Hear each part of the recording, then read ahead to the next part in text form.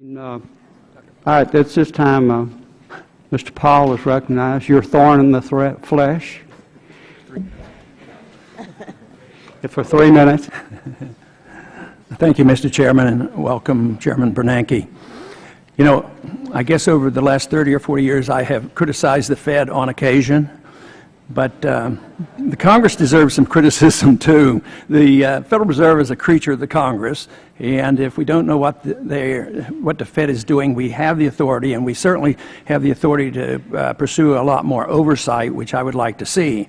So although the Fed is on the receiving end, and I think rightfully so when you look at the record, I mean, the Fed's been around for 99 years, almost a few years before you took it over, and 99%, 98% of the dollar value is gone from the 1913 dollar. So that's not really a very good record.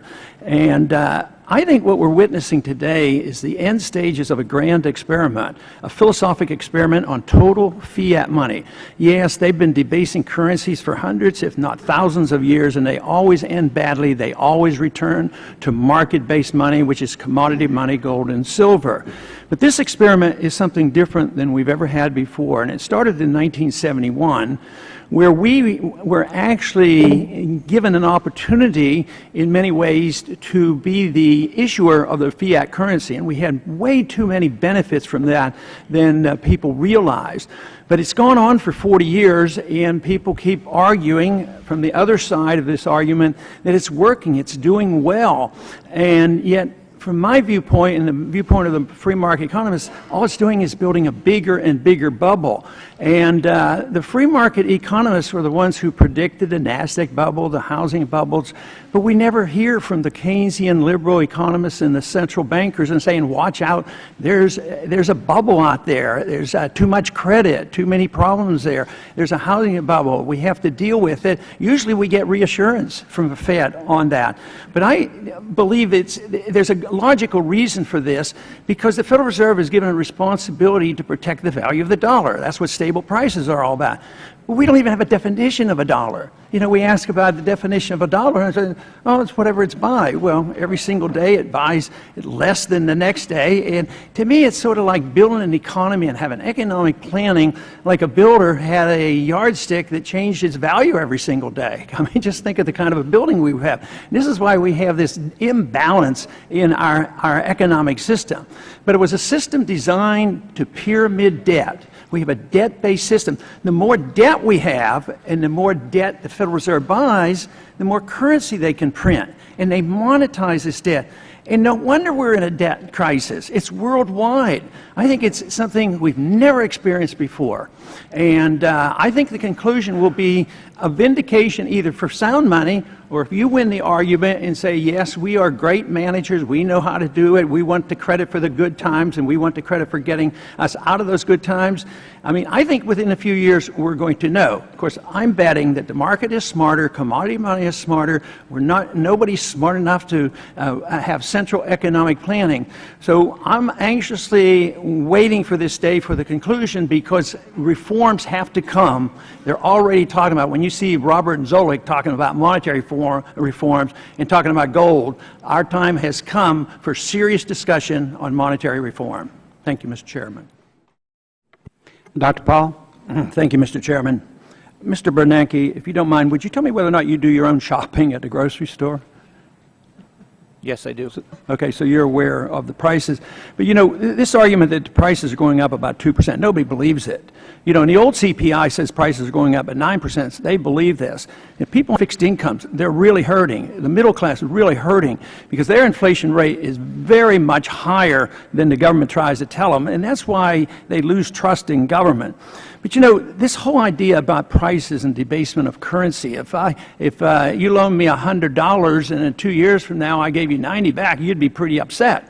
But we hand back money back that's worth 10 or 15 or 20% less, and nobody seems to be able to do anything about it. It's very upsetting. But it's theft. If I don't give you your full $100 back, if you loan me $100, I'm stealing $10 from you. So somebody's stealing wealth, and this is very upsetting.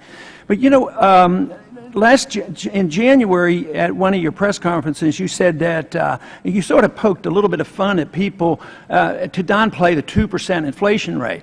But if you say it's 2 and I say it's 9, it's compromised for the sake of argument that it's 5%. That you said that if it doesn't hurt you unless you're one of those people who stick the money in the mattress. But where are you going to put it? Are you going to put it in a CD and not make any money at all? So this doesn't make any sense. It doesn't encourage the savings, and it just discourages people. But I do want to make a point about prices, because prices go up. That, to me, is not the inflation. It is one of the bad consequences of the inflation, which comes from the increase in the money supply, and that's one of the bad effects. But, you know, you took over the Fed in 2006. I have a silver ounce here, and this ounce of silver back in 2006 would buy over 4 gallons of gasoline.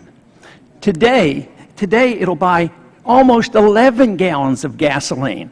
That's preservation of value, and that's what the market has always said should be money. Money comes into effect in a natural way, not in an edict, not by fiat, by governments declaring it is money. But why is it that we can't consider, you know, the two of us, an option? You love paper money. I think money should be honest, constitutional, still on the books, gold and silver, legal tender. Why don't we use it? But why don't we allow currencies to run parallel? They do around the world. One of my options, you know, as much as I would like to do something with the Fed, I say the Fed's going to self-destruct eventually anyway when the money's gone. But why wouldn't we legalize competing currencies? Why couldn't people put this in a mattress and get 4 or 5 times much of the value in a few years? So the record of what you've done in the last 6 years is destroy the value of real money, of paper money. At the same time, real money is preserved. But a competing currency, we already have a silver eagle. It's legal tender for $1. And some people say, well, it's legal tender, it's $1, it's on the books, and they use it, and they get into big trouble. The government comes and closes them down, and you can get arrested for that. But what would be wrong with talking about parallel currency and competing currencies? This is something that Hayek talked about, something that I think would be a compromise, and that we could work along those views. First of all, good to see you again, Congressman Paul. Just one word on the inflation.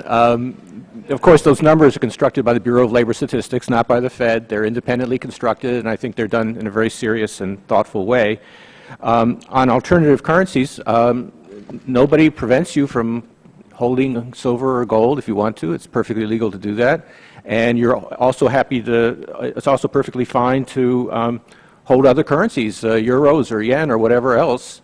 So in that respect, you can do that, and I'd be happy to talk to you about other options. Mr. Chairman, that's not money. I mean, when you pay taxes to buy a coin, or you have a capital gains tax, when it's not, if you have to settle a lawsuit, it's always settled in depreciating Federal Reserve notes. It's never settled in the real contract. So that's nothing near money when it's illegal to use it. But to do it, you'd have to repeal the legal tender laws. You would have to legalize this. You'd have to get rid of the sales taxes. You'd have to get rid of the capital gains taxes.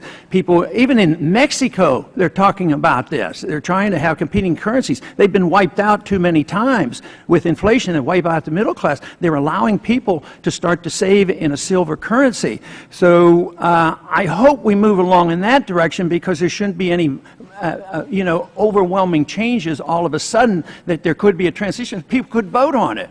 Maybe they'll give up on the Federal Reserve note and vote for real money. I'd be very happy to talk to you about it. Thank you very much. Thank you.